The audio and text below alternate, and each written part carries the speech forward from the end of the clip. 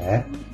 За тэгээд Төмслөвөнгийнхаа юм шүүсийг нь аяа дотор нь мөөгтэй гомгийн ядлагч хийсэн. Би энэ бас шингэн биш юм. Зутангаас арай жоохон шингэл тэр.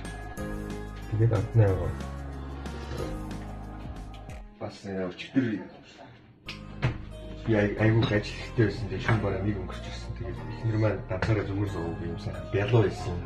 Өнөөдөр бол ямар ч баяр биш. Зүгээр манай гэр бүл юм хамтдаа байх. Энэ сайн байгаа. Тэгээд та бүхэн бас гэр бүлдээ цаг аваад болсонараа гэр бүлээ өдөржингөө цуг ажиллах юм аа гэдэг ядаж орой юм уу өчиг хавдаг хаттай эзэн гэдэг бол